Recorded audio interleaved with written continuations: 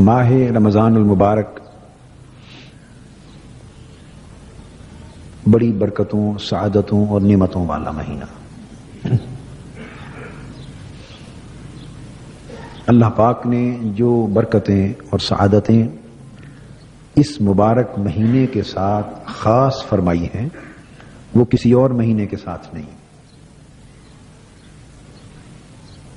سو جو برکتیں اللہ جل مجدہ نے اس مبارک مہینے کے اندر کیے جانے والے نیک اعمال کے ساتھ خاص فرمائی ہیں وہ دوسرے مہینوں میں انہی اعمال کے ساتھ خاص نہیں فرمائی۔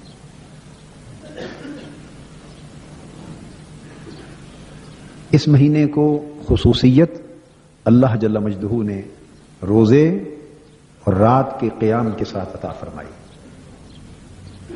صیام رمضان اور قیام رمضان۔ روزہ رمضان المبارک کے علاوہ دوسرے مہینوں میں بھی نفلی طور پہ رکھا جا سکتا ہے، اور رات کا قیام رمضان المبارک کی راتوں کے علاوہ دوسری راتوں میں بھی ہوتا ہے، مگر جو فضیلت ماہ رمضان کی راتوں کے قیام میں ہے وہ کسی اور رات کے قیام میں نہیں، اور جو فضیلت، برکت اور سعادت ماہ رمضان کے روزوں میں ہے وہ کسی اور مہینے کے روزوں میں نہیں۔ اس لیے کہ ان اعمال کی ایک خاص نسبت ہے اس مہینے کے ساتھ، اور اللہ پاک کو یہ مہینہ بڑا عزیز ہے، اور اس کا عزیز ہونا اللہ کی بارگاہ میں اس سے معلوم ہوتا ہے کہ اللہ پاک نے فرمایا کہ رمضان المبارک میرا مہینہ ہے۔ حضور نبی اکرم صلی اللہ علیہ وآلہ وسلم نے ارشاد فرمایا کہ جنت میں ایک دروازہ ہے، یوں تو جنت کے بہت سے دروازے ہیں، مگر فرمایا کہ ایک خاص دروازہ ہے، اور اس دروازے کا نام ہے باب الریان۔ یاد کر لیں اس نام کو، موقع پر بھول نہ جائیں، کہیں ہو سکے تو لکھ لیں، چٹ جیب میں رکھ لیں۔ باب الریان، ریان عربی زبان میں سیرابی اور خوبصورت پھوار والی بارش کو کہتے ہیں، یعنی ہلکی ہلکی میٹھی میٹھی پھوار ہو، بارش ہو، جس کو ہم بوندا باندی کہتے ہیں، جس سے موسم خوشگوار ہو جائے، نہ گرمی کی تپش رہے اور نہ بارش کا کیچڑ رہے۔ اس خوبصورت اور خوشگوار بارش کو ریان کہتے ہیں، اور سیرابی کو بھی ریان کہتے ہیں۔ کیا؟ سیراب کرنے اور سیراب ہونے کو۔ پیاس کے برعکس، پیاس کو کہتے ہیں العطش، عربی زبان میں کیا کہتے ہیں؟ العطش، اور بہت زیادہ پیاسا ہو تو کہتے ہیں عطشان۔ کیا؟ عطشان۔ اور اگر کوئی خوبصورت ٹھنڈا میٹھا مشروب پی کے سیراب ہو جائے، سیر ہو جائے، تو عطشان کے مقابلے میں اسے کہتے ہیں ریان۔ تو گویا عطش اور عطشان میں جتنی پیاس ہے، ریان میں اتنی سیرابی ہے۔ عطشان میں جتنی شدت کی پیاس ہے، ریان میں اتنی شدت کی سیرابی ہے۔ یہ ہے اس دروازے کا نام اور اس نام کا معنی۔ حضور صلی اللہ علیہ وآلہ وسلم نے فرمایا یدخل منہ الصائمون یوم القیامہ، وہ دروازہ صرف ماہ رمضان کے روزے داروں کے لیے مختص ہوگا۔ جو روزے دار ہیں صائمون، وہ اس دروازے سے گزارے جائیں گے۔ اس کی حکمت آپ سمجھے کہ روزہ اللہ کے لیے بھوک اور پیاس اپنانے کا نام ہے، اللہ کے لیے بھوک اور پیاس اپنانے کا نام ہے۔ تو روزے دار اللہ کے لیے پیاس اپنا اپنا کر عطشان بن کے جائیں گے۔ رب فرمائے گا میری خاطر عطشان ہونے والے بندے آئے ہیں، انہیں ریان سے گزارو تاکہ جنت میں پہنچنے سے پہلے ہی سیراب ہو جائے، پہلے ہی سیراب ہو جائے۔ تو یہ آج کی پیاس وہاں کی سیرابی سے بدل جائے گی۔ تو بولیے آج کی پیاس تکلیف دہ چیز ہے یا وہاں کی سیرابی فرحت بخش چیز ہے؟ سبحان اللہ۔ اور پھر آگے یہی بات نہیں کہ روزے دار اس میں سے گزریں گے، یہ بھی تو ہو سکتا ہے نا دروازہ کھلا ہے، روزے دار تو گھس ہی رہے ہیں، مگر کوئی بغیر پاس والا بھی گھس جائے اس میں، ایسا ہوتا رہتا ہے نا جی، بغیر پاس والا بھی گھس جائے. تو اللہ پاک نے حضور علیہ السلام نے فرمایا لا يدخل منه احد غیرہ، یہ اعلان کر دیا جائے گا کہ سوائے روزے داروں کے اس دروازے سے اور کسی کو گزرنے کی اجازت نہ ہوگی. یہ صرف انہی کے لیے مختص ہے جو میری خاطر بھوکے اور پیاسے رہتے تھے. سبحان. اور پھر ایسی بات بھی نہیں، ایک طریقہ ہوتا ہے کہ دروازے پر لکھا ہوا ہو باب الریان، یہ باب الریان ہے اور صائمون روزے داروں کے لیے مختص ہے. تو روزے دار خود بخود پوچھ گچھ کرتے کرتے ڈھونڈتے ڈھونڈتے وہاں تک پہنچیں اور گزریں اور کئی رہ جائیں، ایسی بات بھی نہیں، کیونکہ میدان حشر ہوگا نا اور لاکھوں روزے دار ہوں گے. تو طریقہ کیا ہوگا؟ یقال این الصائمون، اللہ پاک کی طرف سے امر ہوگا، اور قیامت کے دن وہ جو قیامت کا لاؤڈ سپیکر ہوگا، قیامت کا جو سپیکر ہوگا اس پر سے آواز دی جائے گی روزے دار کہاں ہیں. قیامت کے دن آواز دی جائے گی روزے دار کہاں ہیں. فیقومون، حدیث پاک میں آیا کہ روزے دار قیامت کے میدان میں کھڑے ہو جائیں گے، کھڑے ہو جائیں گے، عرض کریں گے مولا ہم حاضر ہیں. اس وقت حکم ہوگا یہ تمام روزے دار جنت میں باب الریان سے داخل ہو جائیں، اور ساتھ ارشاد ہوگا لا يدخل منه احد غیرهم، ان روزے داروں کے سوا اس دروازے سے اور کوئی داخل نہ ہو. فَإِذَا دَخَلُوا اُغْلِقَ، جب روزے دار اس دروازے سے داخل ہو چکیں گے تو دروازہ بند کر دیا جائے گا، تالا مار دیا جائے گا. بس فَلَمْ يَدْخُلْ مِنْهُ أَحَدٌ، پلٹ پلٹ کر اس بات کو دہرایا ہے، بند کر دیا جائے گا اور پھر اس دروازے میں کوئی اور داخل نہ ہو سکے گا. یہ ایک خاص نعمت اور ایک خاص سعادت اللہ پاک نے روزے داروں کے حصے میں رکھی. اب یہاں اسی سے اگلی حدیث اس موضوع کو تھوڑا اور واضح کرتی. حضور علیہ السلام نے فرمایا، ابو ہریرہ رضی اللہ تعالیٰ عنہ سے روایت، آپ نے فرمایا کہ جنت کے کئی دروازے، اگلی حدیث، جنت کے کئی دروازے، اور ان میں سے فرمایا فمن کان من اہل الصلاۃ دعی من باب الصلاۃ، جو نمازی ہوں گے یعنی اہل الصلاۃ نماز پڑھنے والے، ان کے لیے باب الصلاۃ ہوگا، ان کے لیے باب الصلاۃ ہوگا، وہ باب الصلاۃ میں سے گزر جائیں جنت میں پہنچے. ومن کان من اہل الجہاد دعی من باب الجہاد، اور جو مجاہد ہوں گے ان کو باب الجہاد میں سے گزارا جائے گا. نماز پڑھنا ایک شے ہے اور تکلیف اٹھانا اور شے. قرآن مجید میں فرمایا یا ایھا الذین آمنوا استعینوا بالصبر والصلاۃ ان اللہ مع الصابرین، فرمایا ایمان والو اللہ سے مدد طلب کیا کرو صبر کے ذریعے اور نماز کے ذریعے. دو طریقے بتائے کہ صبر کے ذریعے بھی اللہ سے مدد طلب ہوتی ہے اور نماز کے ذریعے بھی اللہ سے مدد طلب کی جاتی ہے، مگر ان اللہ مع الصابرین، اللہ صبر والوں کے ساتھ. یہ نہیں فرمایا کہ نماز پڑھنے والوں کے ساتھ. ویسے تو ہر وہ شخص جو اللہ کا ذکر کرتا ہے اور اللہ کو یاد کرتا ہے اسے اللہ کی معیت نصیب ہوتی، اللہ کا ساتھ نصیب ہوتا ہے، خصوصی معیت نصیب ہوتی ہے، اور عمومی معیت اللہ کا ساتھ ہر مومن کو ہے. نحن اقرب الیہ من حبل الورید، ہم تمہاری شہرک سے بھی قریب ہیں، شہرک سے بھی قریب ہیں. وہ تو قریب ہے ہماری شہرک سے، مگر جن کے قریب ہے انہیں ہی احساس نہیں، انہیں ہی شعور نہیں. اس شعور کو بیدار کرنے کی بات. تو نماز پڑھیں یا دیگر اعمال صالحہ کریں تو اللہ کی معیت اور ساتھ خصوصیت سے نصیب ہوتا ہے. مگر فرمایا ان اللہ مع الصابرین، نماز اور صبر کا ساتھ ساتھ ذکر کیا، مگر ساتھ ہونے کا بیان بطور خاص صبر والوں کے لیے کیا کہ نماز پڑھنا اور اللہ کے لیے تکلیف برداشت کر لینا. دونوں وفاداریاں ہیں، مگر ایک وفاداری میں زیادہ تکلیف نہیں، وہ ہر کوئی نبھا لیتا ہے، اور وہ وفاداری جس میں تکلیف آتی ہے وہ کوئی نبھاتا۔ اب اس کا موازنہ نماز کا روزے سے کر لیں۔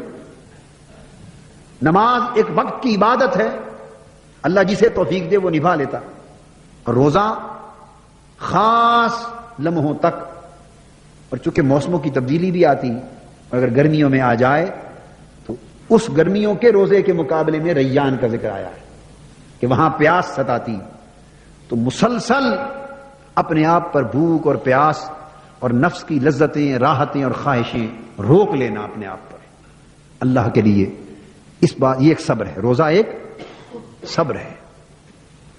تو فرمایا کہ جہاد کرنے والے باب الجہاد میں سے بلائے جائیں گے، اور اسی طرح حدیث میں ہے ومن کان من اہل الصدقۃ دعی من باب الصدقہ، اور جو صدقہ اور خیرات کرنے والے ہوں گے وہ باب صدقہ ہوگا ایک جنت میں، اس میں سے بلا کے گزارے جائیں گے۔ تو جو بات قابل توجہ ہے وہ یہ کہ اللہ پاک نے ہر عمل کے نام پر ایک دروازہ رکھا ہے، اور اس عمل کے کرنے والے اسی عمل کے نام والے دروازے میں سے گزریں گے۔ نمازی ہے تو دروازہ نماز ہے، مجاہد ہے تو دروازہ جہاد ہے، صدقہ خیرات کرنے والا ہے تو دروازہ جو ہے باب صدقہ ہے۔ تو اسی اصول پر چاہیے تھا کہ روزہ ہے تو باب الصیام ہوتا، دروازہ روزہ ہوتا، باب الصیام ہوتا۔ ہر عمل کا ایک دروازہ ہے، روزے کے لیے بھی دروازہ ہے، روزے داروں کے لیے بھی دروازہ ہے، مگر ہر عمل کا دروازہ فقط اسی عمل کے نام پر ہے، روزے داروں کا دروازہ روزے کے نام پر نہیں، وہ مولا کی بارگاہ کی سیرابی کے نام پر، اس کو مختلف کر دیا۔ ومن کان من اہل الصیام دعی من باب الریان، اور جب روزے داروں کی باری ہوگی تو یوں نہیں فرمایا جائے گا کہ روزے والے دروازے سے گزر جاؤ، باب الصیام سے گزر جاؤ، نہیں۔ اگر یہ ہوتا تو اس دروازے کی قدر و منزلت بھی دوسرے اعمال والے دروازوں کے برابر ہو جاتی۔ یہاں عمل کے نام پر نہیں، عمل کے اجر کے نام پر رکھا ہے۔ ہر عمل کا دروازہ عمل کے نام پر ہے، مگر روزے کا دروازہ عمل کے نام پر نہیں، اجر کے نام پر ہے۔ اور اجر کیا ہے؟ فرمایا للصائم فرحتان، فرحت عند فطرہ و فرحت عند لقاء ربہ۔ اجر یہ ہے، اوروں کے اجر نیکیاں ہیں، کسی نے عمل کیا 10 نیکیاں مل گئیں، کسی نے اجر کیا 100 نیکیاں مل گئیں، کسی نے کوئی عمل کیا اجر میں 700 نیکیاں مل گئیں۔ ہر عمل کے لیے اجر ہے، اور اجر ہے نیکیوں کی تعداد میں۔ ومن جاء بالحسنۃ فلہ عشر امثالھا، جو ایک نیکی کرتا ہے اس کو 10 گنا اجر ملتے ہیں۔ ہر عمل کا اجر تعداد کے حساب سے مقرر ہے، اور ہر عمل کا دروازہ اس عمل کے نام پر مقرر ہے، مگر روزے کے لیے اجر نہ نیکیوں کی تعداد میں ہے نہ دروازہ عمل کے نام پر ہے۔ روزے کا اجر کیا فرمایا؟ فرمایا ہر ایک کا اجر میں نے مقرر کر دیا، اس عمل کا اجر 10 گنا، اس عمل کا اجر 27 گنا، اس عمل کا اجر 100 گنا، اس عمل کا اجر 700 گنا، اس عمل کا اجر 1000 گنا۔ مسجد اقصیٰ میں نماز پڑھیں 1000 نمازوں کا ثواب، اس عمل کا اجر 50,000 گنا۔ مسجد نبوی میں نماز پڑھیں ایک نماز 50,000 نمازوں کا ثواب، اس عمل کا اجر 1,00,000 گنا۔ حرم کعبہ میں ایک نماز پڑھیں 1,00,000 نمازوں کا ثواب۔ ہر عمل کے اجر مقرر کر دیے گئے ہیں دنیا میں، ان کی تعداد معین کر دی گئی ہے۔ پوچھا مولا روزے کا اجر کیا ہے؟ فرمایا الصوم لی وانا اجزی بہ، روزہ خاص میرے لیے ہے، مجھ سے اس کا اجر نہ پوچھو، وہ میں نے چھپا رکھا ہے، قیامت کے دن بتاؤں گا کیا اجر، وہ میں دوں گا، وہ قیامت کے دن عطا کروں۔ مولا کچھ اشارہ تو ہو، چلو ڈسکلوز تو نہ فرما، بتا نہ صحیح، کچھ اشارہ تو مل جائے کہ یہاں تو سارے کام لالچ پر ہوتے ہیں، لالچ پر ہوتے ہیں، کچھ اشارہ تو مل جائے، لالچ کی خبر تو ہو جائے تھوڑی زیادہ، تاکہ روزے پر مداومت کریں، محنت کریں۔ فرمایا اچھا اس اجر کی تھوڑی سی جھلک چاہتے ہو، اشارہ چاہتے ہو تو سن لو۔ فرمایا روزے دار کے لیے 2 اجر، یعنی 2 فرحتیں، 2 خوشیاں ہیں، روزے دار کے لیے 2 خوشیاں ہیں، ایک خوشی افطار کے وقت، ایک خوشی دیدار کے وقت۔ ہائے ہائے ہائے ہائے۔ اشارہ مانگا تھا، اشارہ ہو گیا. ایک خوشی ہر روز کے افطار کے وقت اور ایک خوشی قیامت کے دن کے دیدار کے وقت. اب ریان کا معنی اس حدیث کے ساتھ ملا کر سمجھنے سے سمجھ میں آئے گا. تو باری تعالیٰ آپ نے ہر عمل کا دروازہ اسی عمل کے نام پر رکھا ہے. روزے داروں کے لیے دروازہ روزے کے نام پر کیوں نہیں رکھا؟ اس دروازے کا نام ہے باب الریان، سیرابی والا دروازہ. تو اس کا نام سیام رکھا جاتا. فرمایا اس کا نام چونکہ باقی اعمال کے اجر میں نے ڈکلیئر کر دیے تھے. کیا ڈکلیئر کر دیے تھے؟ اس لیے یہاں دروازے کا نام بھی عمل پر رکھ لیا کہ بات چھپی چھپائی نہ تھی. روزے کا اجر ڈکلیئر نہیں کیا تھا، روزے کے اجر کا اعلان نہیں کیا تھا. آج اس کے اجر پر نام رکھا جا رہا ہے. روزے داروں کا دروازہ سیرابی کا دروازہ ہے. مولا سیرابی کس شے کی؟ فرمایا روزے دار کے لیے، اور سیرابی ہے ہی نہیں کسی شے میں سوائے میرے دیدار کے. وہ جو میری خاطر پیاسا رہا، اے روزے دار تو نے میری خاطر بھوک برداشت کی، آج اپنے دیدار سے تیری بھوک کو رفع کیا جاتا ہے. تو نے میری خاطر پیاس برداشت کی، آج اپنے دیدار کے شربت سے تیرے پیاس کو دور کیا جاتا ہے. تو نے میری خاطر اپنے نفس کی لذتوں کو حرام کر لیا، آج میں اپنی قربت کی لذتیں عطا کرتا ہوں. تو نے میری خاطر اپنے اوپر اور بہت سی راحتیں حرام کر لی، آج میں اپنے وصال کی راحت سے تمہیں ہمکنار کرتا ہوں. تو سیرابی اللہ کی قربت سے، سیرابی اللہ کے وصال سے، اور سیرابی اللہ کے دیدار سے. وہ شعر آپ سن رہے تھے نا، میں نے بار بار سنوایا. کیسے شعر ہے بیٹے؟ سناؤ نا. جمال یار کے حسرت میں جو مریض ہوا، ہائے ہائے ہائے ہائے. جمال یار کی حسرت میں جو مریض ہوا، جمال یار ہی ان کا طبیب ہوتا ہے. اور وصال یار کی حسرت میں جو مریض ہوا، وصال یار ہی اس کا طبیب ہوتا ہے. اور فارسی میں بھی ایک فرمایا، ایک مریض ہو گیا، محبوب کے وصال کی مرض، حسرت وصال محبوب کی مرض لگ گئی، حسرت دیدار محبوب کی مرض لائق ہوئی، مریض ہوا. حکیم طبیب ڈاکٹر آ گئے علاج کے لیے. تو عارف ایک عارف فرماتے ہیں، ہائے ہائے ہائے ناداں طبیب، اثر بالین من، مریض کہتا ہے اثر بالین من برخیز اے ناداں طبیب، اثر بالین من برخیز اے ناداں طبیب، اثر بالین من برخیز اے ناداں طبیب، درد مند عشق را دارو بجز دیدار نیست، درد مند عشق را دارو بجز دیدار نیست. وہ کہتا ہے کہ اے معالج طبیب، آپ کی مہربانی، آپ میرے سرانے سے اٹھ جائیں، چلے جائیں. آپ کی پڑیوں اور آپ کی گولیوں میں میری مرض کا علاج نہیں ہے. میں تو درد مند عشق ہوں، اور جو مریض عشق ہیں ان کا علاج محبوب کے دیدار کے سوا کچھ نہیں ہوتا. تو اللہ پاک نے جو بات سمجھانا چاہتا ہوں، روزے داروں کو اپنے عاشقوں میں شامل فرمایا ہے. ہائے ہائے ہائے، یہ اتنی بڑی بات ہے. رموز سر دل بے دل جدان، ہمارے دل مردہ ہیں، ہمیں کیا خبر یہ کتنی بڑی بات کر دی. روزے داروں کو اللہ نے اپنے عاشقوں میں شامل فرما لیا، اپنے محبت کرنے والوں میں شامل فرما لیا. اس لیے فرمایا کہ تم رک جاؤ، اجر کی بات نہ چھیڑو، تمہیں سیراب کر دوں گا. یہ اس طرح کی بات ہے نا، کوئی مانگتا ہے کسی سخی کے پاس جا کر بھی کچھ دے دو، وہ کہے دے دوں گا. وہ پوچھتا ہے کچھ بتاؤ تو صحیح کیا دے گا؟ بھائی چپ کرو، دے دوں گا دے دوں گا. بار بار پوچھتا ہے بھائی کیا دو گے؟ وہ جواب میں کہتا ہے گھبراؤ نہیں، تمہیں سیراب کر دوں گا، تیری جھولی بھر دوں گا، اتنا دوں گا کہ تو خوش جائے گا. تو یہ بات مطمئن کرنے کے لیے کافی ہے نا، بشرطے کہ سخی سخی ہو، بھوکڑی سخی نہ ہو، خزانہ اس کا بھرا ہوا ہو، خزانہ خالی نہ ہو. تو مولا کا خزانہ تو بھرا ہوا ہے. تو وہ فرما رہا ہے کہ روزے دارو اجر اجر کس بات میں پڑے ہو؟ بس بھوک پیاس میری خاطر اٹھاتے جاؤ، اجر نہ پوچھو، تمہاری جھولیاں بھر دوں گا، تمہیں سیراب کر دوں گا، وہ کچھ دے دوں گا کہ پھر کسی اور شے کی حاجت ہی نہ رہے گی. یہ باب الریان، سیرابی والا دروازہ ہے. سبحان اللہ. تو فرمایا روزے داروں کو بلایا جائے گا باب الریان سے. یہ تو ہو گیا نا روزے دار. اب جیسے فرمایا فوق کل ذی علم علیم، ہر علم والے کے اوپر ایک علم والا ہوتا ہے، ہر عمل والے کے اوپر ایک عمل والا ہوتا ہے، اور ہر عاشق کے اوپر بھی ایک عاشق ہے، اور اس کی حد ہی کوئی نہیں.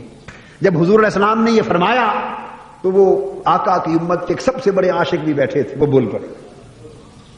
جب فرمایا تو مجلس میں آقا کے عاشقوں میں سے اور مولا کے عاشقوں میں سے امت کے ایک سب سے بڑے عاشق بیٹھے تھے، بول پڑے۔ کوئی سمجھ آئی کون ہوں گے؟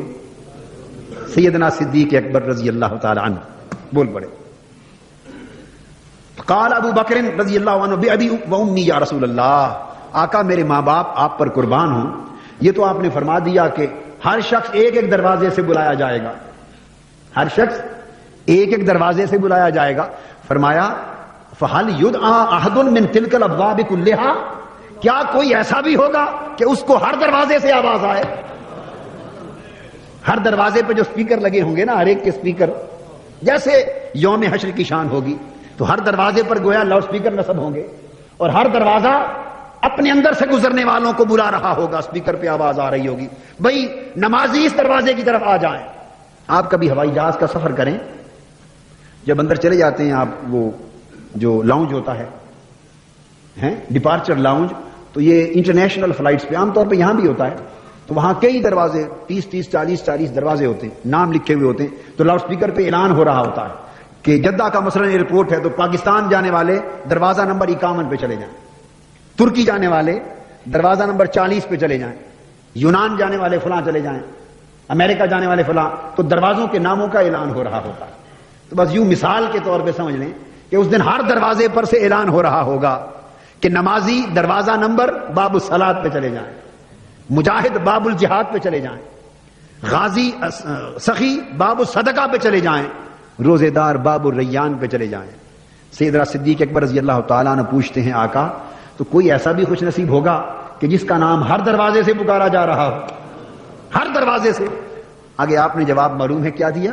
سبحان اللہ سبحان اللہ، ان رسول اللہ صلی اللہ علیہ وسلم قال، نعم، ہاں ایسا بھی کوئی ہوگا جس کا نام ہر دروازے سے پکارا جائے۔ فرمایا آقا وہ کون ہوگا؟ حضور نے فرمایا ارجو ان تکون منہم، ابو بکر باقی چھوڑ دو کہ کون کون ہوگا، مجھے امید ہے کہ تو بھی انہی میں ہوگا۔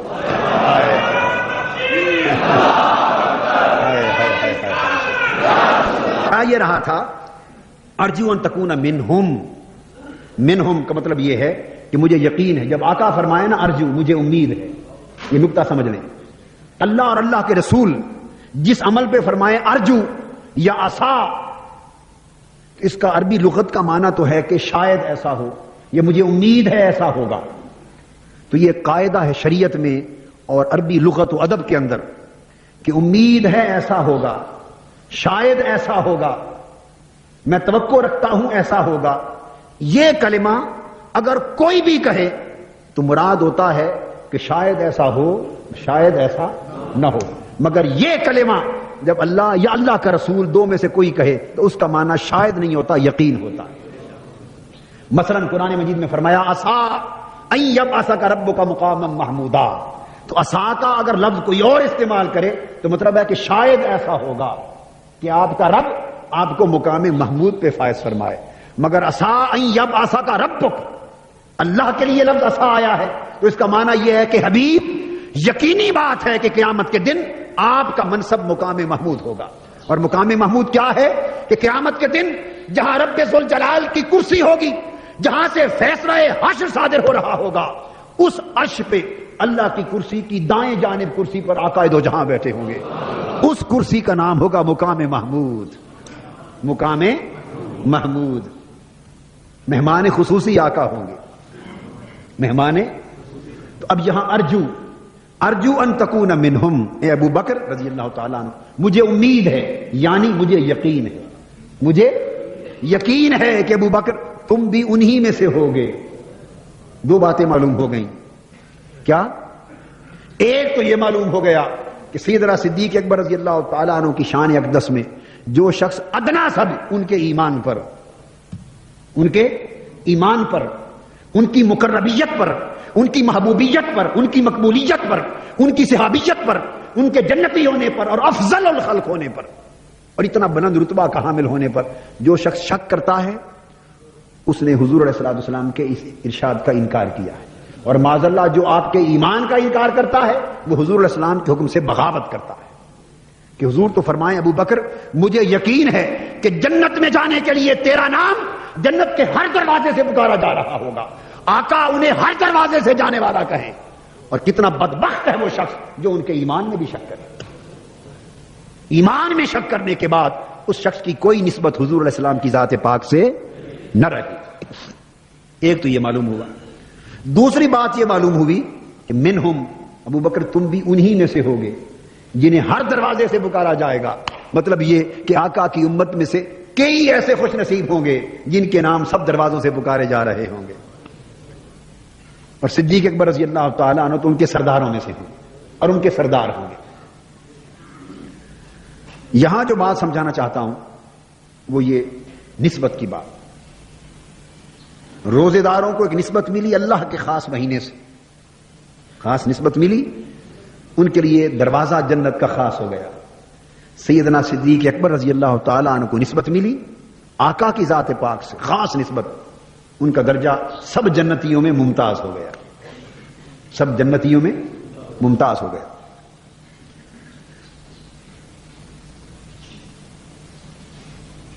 یعنی داتا صاحب نے ایک روایت بیان فرمائی ہے، ویسے اور حدیث کی کتابوں میں بھی آئی ہے کہ ایک رات 14ویں رات تھی اور بے حساب ستارے چمک رہے تھے. پورا آسمان ستاروں سے بھرا ہوا تھا. حضرت عائشہ صدیقہ رضی اللہ تعالی عنہا نے پوچھا یا رسول اللہ صلی اللہ علیہ وسلم، یہ آسمان کے جتنے ستارے چمک رہے ہیں نظر آ رہے ہیں، آپ کی امت میں کوئی ایسا خوش نصیب بھی ہے جس کی نیکیاں ان ستاروں کے برابر ہوں؟ جتنے ستارے ہیں اللہ کی مخلوق ان کے برابر ہوں، کوئی ایسا بھی خوش نصیب ہے؟ آقا نے فرمایا ہاں عائشہ ہے رضی اللہ تعالیٰ عنہ. عرض کیا حضور کون؟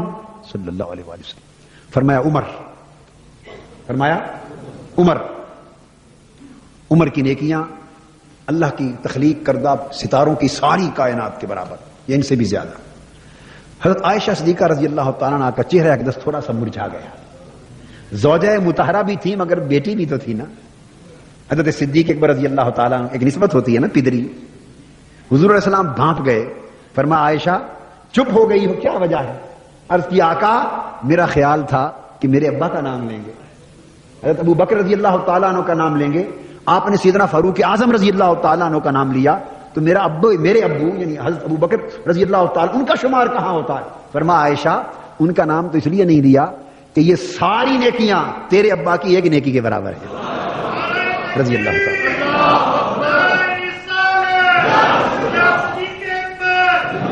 ایک نیکی کے برابر. تو یہ نسبت کی بات ہے.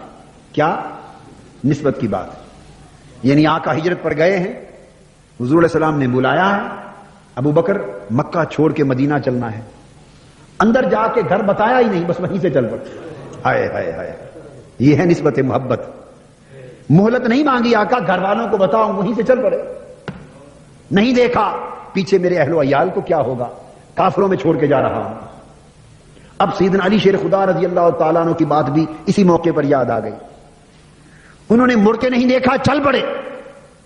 اور مولا علی شیر خدا رضی اللہ تعالیٰ عنہ ان سے فرمایا علی مدینہ جانے کا حکم ہوا ہے، روانہ ہونا ہے. اب بانٹتے لوگوں کی میرے پاس ہیں، باہر تلواروں کے ساتھ لوگ محاصرہ کر کے کھڑے ہیں، پتہ بھی نہ چلے کہ میں چلا گیا ہوں.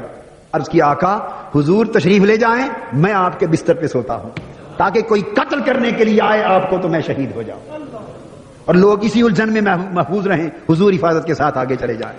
یہ نسبتوں کی بات ہے. یہ نسبت.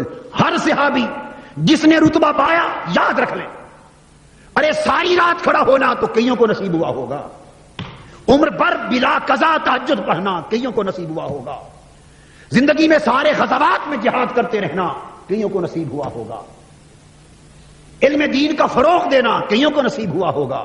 مگر یاد رکھ لیں جس نے بھی بلند رتبہ پایا، نہ تہجد کے باعث، نہ جہاد کے باعث، نہ علم و فضل کے باعث، نہ اعمال کے باعث، نہ ریاضت کے باعث، نہ مجاہدات کے باعث، نہ تقویٰ کے باعث، نہ طاعت کے باعث، یہ اعمال طاہرہ کئیوں کو نصیب ہوئے ہیں گے. مگر جو جتنا بلند ہوا اسی وجہ سے کہ جو مصطفیٰ کا جتنا خادم تھا، حضور کے جتنا قریب تھے، حضور سے جتنی محبت تھی، آقا سے جتنی قربت تھی، آقا کا جتنا وفادار تھا، آقا کے جتنا جانثار تھا، اتنا اونچا ہوتا چلا گیا. وہاں صحابیت ہو یا کوئی بلند شرف صحابیت، وہ عملوں سے نہیں ملتا، وہ مصطفیٰ کے جوڑے اٹھانے سے ملتا ہے صلی اللہ علیہ وسلم۔ صحیح بخاری ہم نے تو کبھی پڑھ کے دیکھا ہی نہیں ہے، نہ قرآن پڑھنے کی توفیق، نہ حدیث۔ تقریریں کرنی آتی ہیں، واز کرنے آتے ہیں، فتوے دینے آتے ہیں، لوگوں کو لڑانا آتا ہے، دین میں انتشار پیدا کرنا آتا ہے، مگر غور کر کے قرآن و حدیث کے سمندروں میں کبھی ہوتے نہیں لگائے کہ پتہ بھی چلے کہ یہ درجے کیسے ملے۔ حضرت عبداللہ ابن عباس رضی اللہ تعالیٰ عنہ، حضور علیہ السلام نے فرمایا کہ یہ ترجمان القرآن ہے۔ کیا فرمایا؟ یہ میری امت میں میرے قرآن کا ترجمان ہے عبداللہ ابن عباس۔ اور حضرت جبرائیل امین آئے، فرمایا حبر ھذہ الامہ، آقا آپ کی امت کا سب سے بڑا عالم ابن عباس ہے۔ اب باقی صحابہ بھی تھے، معلوم ہے کیسے؟ حضرت عبداللہ ابن عباس رضی اللہ تعالیٰ عنہ جب طہارت کے لیے جاتے، کیا طہارت کے لیے جاتے، غسل کی ضرورت ہوتی، طہارت فرماتے، وضو کرتے، تو وضو کے لیے حضور کے لوٹے بھرتے تھے۔ ہائے ہائے، آقا کے لوٹے بھرتے تھے، تو حضور کے لوٹے بھر بھر کے امت کے سب سے بڑے عالم ہو گئے اور قرآن کے ترجمان ہو گئے۔ صحیح بخاری میں آتا ہے کہ حضور علیہ السلام نے وضو فرمانا تھا، طہارت کے لیے گئے، ابن عباس رضی اللہ تعالیٰ عنہ فرماتے ہیں کہ میں نے آقا کی طہارت وضو کے لیے پانی بھر کے رکھ دیا، لوٹا بھرا، معمول تھا۔ اس دن دریائے رحمت جوش میں آ گیا، پوچھا یہ لوٹا کس نے پانی کا بھر کے رکھا ہے؟ بس اس دن کرم کرنا تھا نا، باری آ گئی تھی، کرتے تو ہمیشہ تھے مگر اس دن باری آ گئی تھی۔ یہ باری کی بات ہے، باری آ گئی تھی اس لیے پوچھ لیا کس نے بھرا ہے؟ عرض کی آقا حضور کے غلام نے بھرا ہے۔ عبداللہ ابن عباس کہتے ہیں میں کھڑا ہو گیا، فرمایا اچھا تم میرے لوٹے بھرتے ہو؟ عرض کیا مولا اس کو دین کا تفقہ عطا فرما دے، دین کا فقیہ بنا دے، قرآن کا ترجمان بنا دیا، امت کا سب سے بڑا عالم بنا دیا۔ اور حضور علیہ السلام کے صحابہ میں سب سے بڑے محدث یہ مفسر ہے، ابن عباس سب سے بڑے مفسر اور حضور کے صحابہ میں سب سے بڑے محدث۔ یوں فرق تو کرنا مشکل ہے کہ سارے اونچے درجے کے لوگ مفسر بھی تھے، محدث بھی تھے، مگر نامور محدث حضرت عبداللہ ابن مسعود ہیں۔ کون؟ عبداللہ ابن مسعود رضی اللہ تعالیٰ عنہ، ان کو بھی پڑھیے۔ وہ کیسے بن گئے محدث؟ ان کا کام کیا تھا؟ فرماتے ہیں کہ جہاں کہیں حضور علیہ السلام تشریف لے جاتے، کسی کے ہاں دعوت پر، کھانے پر، واز پر، مجلس پر، تعزیت پر، عیادت پر جب تشریف لے جاتے اور جوڑے اتارتے تو میرا کام کیا تھا؟ میں حضور کے جوڑے اٹھا کے بغل میں رکھ دیتا۔ حضرت عبداللہ ابن مسعود رضی اللہ تعالیٰ، نام یاد رکھنے، حضور علیہ السلام کے جوڑے اٹھا کے سنبھالنا، بس جوڑے اٹھانا میرا کام تھا۔ وہ جوڑے اٹھاتے رہے، آقا نے انہیں حدیث کا امام بنا دیا، جو لوٹے بھرتے رہے ان کو تفسیر کا امام بنا دیا۔ تو یہ جو امامتیں ہیں، کیا امامتیں ہیں، یہ کتابوں سے نہیں ملتی، یہ ان کی خدمتوں سے ملتی ہے، کتابوں سے اور مدرسوں سے نہیں ملتی ہے، تو خدمتوں سے ملتی ہیں۔ اور پھر سب سے بڑھ کے باری کی بات ہے، حضرت شاہ جمال اللہ ملتانی رحمۃ اللہ علیہ ایک بزرگ ہو گزرے ہیں۔ کون؟ شاہ جمال ملتانی، لاہور میں نہیں، ملتان میں مزار ہیں رحمۃ اللہ علیہ۔ ان کے پاس حضرت خضر علیہ السلام آتے تھے۔ کون آتے تھے؟ حضرت خضر، لفظ ہے خضر اور خضر بھی ہے، حضرت خضر علیہ السلام آتے تھے ان کے پاس ملاقات کے لیے، جمعرات کی جمعرات آتے تھے۔ کئی اولیاء اللہ سے ملاقاتیں وہ فرماتے ہیں، تھے اور فرماتے ہیں، آج بھی آتے۔ تو ملاقات کے لیے آتے تو آپ کا طریقہ یہ تھا کہ ان کے پاس جو درویش رہتے ہیں نا تعلیم اور تربیت کے لیے، ہر جمعرات کو ایک درویش جو تکمیل کر چکا ہوتا، تعلیم اور تربیت کے مرحلے طے کر چکا ہوتا، محنتیں ریاستیں کر چکا ہوتا، اور جس کی باری ہوتی اس کو حضرت خضر علیہ السلام کے سامنے پیش کر دیتے، اور حضرت خضر علیہ السلام توجہ فرماتے اور اس کو ولایت اور فقر مل جاتا۔ تو فقر اور ولایت براہ راست حضرت خضر کی توجہ سے دلاتے، اور ہر جمعرات ایک کی باری ہوتی۔ ایک مرتبہ حضرت ایک بزرگ تھے درویش، ان کا نام تھا عبد العزیز۔ کیا نام تھا؟ اس نام کے دو درویش رہتے تھے۔ کتنے؟ ایک عبد العزیز نام کے یہ خوبصورت گورے بڑے پیاری شکل کے نوجوان درویش تھے۔ ایک عبد العزیز، دوسرا کالے رنگ کا، پنجابی میں سرائکی زبان میں کہتے ہیں گوجا، کالے سے رنگ کا جاٹ تھا، یہ بھی تھا، اس نام کے بھی عبد العزیز تھے۔ اور یہ کیوں گئے؟ ان کے والدین نے شادی کر دی۔ حضرت شیخ عبد العزیز پرہار علاقے کے رہنے والے تھے، پرہاروی، والدین نے شادی کر دی، بیوی ان کی قرآن کی حافظ، عالم، فاضل، متقی اور ولی، اور یہ حل چلانے والے، یہ والدین کو خیال رکھنا چاہیے رشتے کا تعین کرتے ہوئے بیٹی اور بیٹے کا جوڑ ہونا چاہیے. آج کل ہم جوڑ صرف مال میں دیکھتے ہیں، باقی کسی اور شے میں نہیں دیکھتے. مال کا درجہ بہت پیچھے ہے، اس سے پہلے کچھ اور درجے بھی. تو شادی کر دی، یہ جاٹ تھے، ہل چلاتے تھے، پڑے ہوئے انگوٹھا لگانے والے، الف بے بھی نہیں پڑے ہوئے تھے. شادی ہو گئی عالمہ، حافظہ، فاضلہ، عابدہ، ولیہ کے ساتھ. جب شادی ہوئی پہلی رات گئے تو پتا چلا کہ میری زوجہ تو اتنی بلند پایا عالم اور ولی ہے. اسی وقت باہر نکل آئے، فرمانے لگے کہ حضور علیہ السلام کا ارشاد ہے کہ بیوی شوہر کے زیر ہوتی ہے، زیری ہوتی ہے. شوہر کی حیثیت بالا ہے بیوی پر. تو میں جاہل ہو کے عالمہ پر اور ایک عام گناہگار آدمی ہو کے ولیہ پر بالا ہو جاؤں، یہ میرے نبی کے علم کی حد تک ہوگی اور تقویٰ کی حد تک ہوگی اور ولایت کی حد تک ہوگی. واپس مڑ گئے اور عرض کیا فرمایا اپنی زوجہ سے کہ پلٹ کر اس دن آؤں گا جب تیرا شوہر ہونے کے قابل ہوں گا، تیرا شوہر بننے کے قابل ہوں گا. حضرت شاہ جمال اللہ ملتانی کے پاس چلے گئے درویش، بس پڑھتے رہے. ابھی ان کی باری نہیں آئی تھی، ابھی کافی منزلیں رہتی تھی. اب دو لڑکے تھے عبدالعزیز، تو فرق کرنے کے لیے جو خوبصورت بچہ تھا اس کو تو کہتے صرف عبدالعزیز، عبدالعزیز، اور اس کو سرائے کی زبان میں پیار سے کہتے کوجا. کوجا کہتے ہیں جو خوبصورت نہ ہو، بدصورت کہہ لیں، کالا کلوٹا کہہ لیں، کوجا. ویسے اس سرائے کی زبان میں اس لفظ میں اتنا برا معنی نہیں ہے، پیار کا لفظ ہے. سونا تو کوجا، اس کو صرف عبدالعزیز کہتے، اس کو کوجا کہتے. اس دن باری اس سونے عبدالعزیز کی تھی جو دوسرا تھا. خضر علیہ السلام آئے، جانے لگے، فرمایا ابھی پیش کرو آج کس کی باری ہے. فرمایا عبدالعزیز. آواز دی، وہ کسی کام گیا ہوا تھا، چوک گیا. یہ بھی نصیب کی بات، چوک گیا. تو آواز آئی، حضور عبدالعزیز تو حاضر نہیں، کوجا حاضر ہے. آپ خاموش ہو گئے. باری اس کی تھی. تھوڑی دیر کے بعد پھر پوچھا، خضر علیہ السلام کے جانے کا چونکہ وقت تھا تو پوچھا عبدالعزیز آگے ہے؟ عرض کیا حضور سونا تو نہیں آیا، کوجا حاضر ہے. پھر خاموش ہو گئے. تھوڑی دیر کے بعد پھر پوچھا عبدالعزیز آگے ہے؟ عرض کیتا حضور سونا تو نہیں آیا، کوجا حاضر ہے.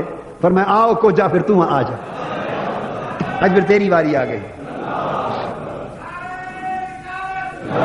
بس فیض دے دیا، خضری فیض ملا. اور پلٹے تو کتابیں لکھی، اور اتنی عظیم الشان کتابیں کہ جو درس نظامی میں پڑھائی جاتی. اور شرع قائد نصفی پر حاشیہ لکھا، نبراس درسی حاشیہ. علماء فلسفی منطقی نحوی پڑھاتے ہیں، طلباء منتہی طلباء پڑھتے ہیں. اور لکھا کس نے؟ اس عبدالعزیز پرہاروی نے، جو خود ایک دن بھی سکول اور مدرسہ میں نہیں گیا. ایک دن جس نے تختی نہیں لکھی، اس نے شرع قائد کا نبراس کا حاشیہ لکھا. اور آج مدرسوں میں پڑھایا جاتا ہے. لوگ سمجھتے ہیں کہ خالی علم کتابوں سے آتا ہے. نہیں، علامہ اقبال نے کہا سکھائے کس نے اسماعیل کو آداب فرزندی. یہ فیضان نظر تھا یا کہ مکتب کی کرامت تھی. سکھائے کس نے اسماعیل کو آداب فرزندی. کبھی نظر سے سب کچھ نصیب ہوتا ہے. تو میں عرض یہ کر رہا تھا کہ یہ نسبت کیا ہے. اب نسبت جسے بھی نصیب ہو جائے، مہینے کو مل جائے تو وہ سب سے اونچا، بندے کو مل جائے وہ سب سے اونچا، عمل کو مل جائے وہ سب سے اونچا. ابھی اسی نسبت کے حوالے سے 2-3 حدیثیں اور توجہ طلب. یہی نسبت اب شہر مدینہ کو بھی ہے، یہی نسبت شہر مدینہ کو بھی ہے. تو معلوم ہے کیا فرمایا؟ جب نسبت مل جائے عمل کو، انسان کو، وقت کو اور مکان کو، جگہ کو، جس شے کو بھی نسبت مل جائے اسی کو افضلیت ملتی ہے. نقطہ نسبت کا ہے، نقطہ نسبت کا ہے. تو ماہ رمضان کو اللہ سے نسبت، روزے داروں کو رمضان سے نسبت اور اللہ کی محبت سے نسبت. اللہ پاک نے ان کو غیر معمولی درجات دیے. مدینہ پاک کے لیے حدیث میں ہے، ابو ہریرہ رضی اللہ تعالیٰ عنہ روایت کرتے ہیں، ان رسول اللہ صلی اللہ علیہ وسلم قال ان الایمان لیعرض الی المدینہ کما تعرض الحیۃ الی جحرها. یہ قیامت کے قرب کی نشانیاں بیان ہو رہی ہیں. جب ہر طرف کفر پھیل جائے گا، اللہ اللہ کرنے والا کوئی نہ رہے گا، وہ زمانہ دجال قیامت کا زمانہ ہوگا، کفر کا فروغ ہوگا، ایمان کی علامتیں اٹھ جائیں گی، کفر کی علامتیں قرب قیامت کی علامتیں بن کے نظر آنے لگیں گی، فسق فجور اور ظلم کی علامتیں ہوں گی، اس وقت آقا نے فرمایا کہ ایمان اس طرح لپٹ لپٹ اور سکڑ سکڑ کر بل کھا کھا کر اس طرح مدینہ میں آ جائے گا، اور سارا ایمان مدینے میں اس طرح آ جائے گا اور محفوظ ہو جائے گا جیسے سانپ اپنی جوہر، وہ کیا کہتے ہیں سوراخ کو، خاص لفظ بل، سانپ جب اپنی بل میں آ جاتا ہے تو حملہ آور کے حملے سے محفوظ ہو جاتا ہے، اس طرح ایمان والو ایمان کی حفاظت چاہو تو اس وقت مدینے میں آ جائے، مدینے میں ایمان محفوظ ہو جائے گا۔ اور ایک معنی اس کا یہ بھی ہے کہ ان الایمان لیعرض الی المدینہ، کہ اس کفر کے وقت اسی کا ایمان بچ جائے گا جس کے ایمان کی کشش مدینہ کی طرف ہوگی، ہائے ہائے ہائے، جس کے ایمان کی کشش مدینہ کی طرف ہوگی، ایمان سارا مدینہ میں آ جائے گا، یا جس کے ایمان کی کشش اور ایمان کی جذب اور ایمان کا دوڑنا سوئے مدینہ ہوگا وہی بچے گا، باقی ہر کوئی کفر کی لپیٹ میں آ جائے گا۔ تو لوگوں اگر کفر کے وقت بھی ایمان بچانا چاہتے ہو تو مدینہ اور مدینے والی سرکار کی طرف کشش پیدا کرو، ایمان کا بچاؤ اور ایمان کی حفاظت مدینہ اور صاحب مدینہ کی نسبت میں ہے صلی اللہ علیہ وآلہ وسلم۔ پھر حضور علیہ السلام نے یہ بھی فرمایا اسی نسبت کے بچاؤ کی بات، ان ابی بکرہ رضی اللہ عنہ، ابو بکرہ رضی اللہ تعالیٰ عنہ روایت کرتے ہیں ایک صحابی، ان النبی صلی اللہ علیہ وآلہ وسلم قال لا يدخل المدینہ رعب المسیح الدجال لها یومئذ سبعۃ ابواب علی کل باب ملکان، قیامت کے دن دجال روئے زمین کے ہر گوشے میں جائے گا، ہر طرف اس کا خوف و ہراس پھیلے گا، ہر ایک طرف کے لوگوں کا ایمان متزلزل ہوگا، اور دجال ہر ایک کو مبتلا کفر کرنے کی کوشش کرے گا، مگر میرے مدینے میں دجال کو آنے کی جرت نہ ہوگی، اور دجال کا رعب اور دجال کا اثر اور دجال کا خوف بھی میرے مدینے میں داخل نہ ہوگا۔ کیسے؟ فرمایا اس وقت میرے شہر مدینہ کے 7 دروازے ہوں گے، جب دجال آئے گا تو مدینہ شہر کے کتنے دروازے ہوں گے؟ تعمیر کا نظام بڑھتے بڑھتے بڑھتے 7 دروازے ہوں گے، فصیل ہوگی یا 7 دروازے ہوں گے، اور فرمایا کہ میرے مدینہ والوں کو بچانے کے لیے ہر دروازے پر اللہ پاک 2 فرشتے مقرر کر رکھے گا، نہ دجال داخل ہوگا نہ دجال کا خوف داخل ہوگا۔ تو یہ نسبت ہے نا آقا سے، کیا یہ نسبت ہے آقا سے؟ اب یہ بات مکہ کے لیے بھی نہیں فرمائی، سبحان اللہ، یہ خصوصیت بولیے اہل مکہ کے لیے بھی نہیں فرمائی، ان کے اپنے درجے، ان کی اپنی فضیلتیں، مگر بتایا کہ نسبت سے فضیلتیں خاص ہوتی ہیں، بات یہیں سے شروع کی تھی۔ اور وجہ کیا؟ آقا نے عرض کیا ان انس رضی اللہ تعالی عنہ، حضرت انس بن مالک سے روایت رضی اللہ عنہ، ان النبی صلی اللہ علیہ وسلم قال اللهم اجعل بالمدینہ ضعفی ما جعلت بمکہ من البرکہ، آپ نے دعا کی کہ اللہ میرے مدینہ کو جتنی برکت تو نے مکہ کو عطا کی، جتنی برکت تو نے مکہ اور شہر مکہ اور مکہ والوں کو عطا کی ہے، میرے مدینہ کو مکہ سے 2 گنا برکت عطا فرما، مکہ سے 2 گنا برکت عطا فرما۔ تو مدینے کی برکت مکہ کی برکت سے 2 گنا زیادہ برکت، کیوں کہ نسبت خاص ہے، حضور کا آرام، حضور کی آرام گاہ ادھر ہے، آقا کی آرام گاہ ادھر ہے۔ سمجھانا مقصود یہ تھا کہ ان چیزوں کا حقدار، یہ نسبت کی برکتیں ہیں، اور ان کا حقدار ہونے کے لیے محنت کرنا پڑتی ہے، ان کا حقدار ہونے کے لیے محنت کرنا پڑتی ہے۔ اگر ماہ رمضان اور اس کے صیام و قیام اور پھر ایمان کی استقامت کی محنتیں اور اللہ کے رسول کی محبت کی سمت کوششیں ان چیزوں کو ملحوظ رکھ کے کی جائیں تو اللہ پاک بڑی برکتیں اور سعادتیں عطا فرماتا ہے۔ اللہ رب العزت ماہ رمضان المبارک کی خصوصی نعمتوں سے ہم سب کو مالا مال فرمائے۔ وما علینا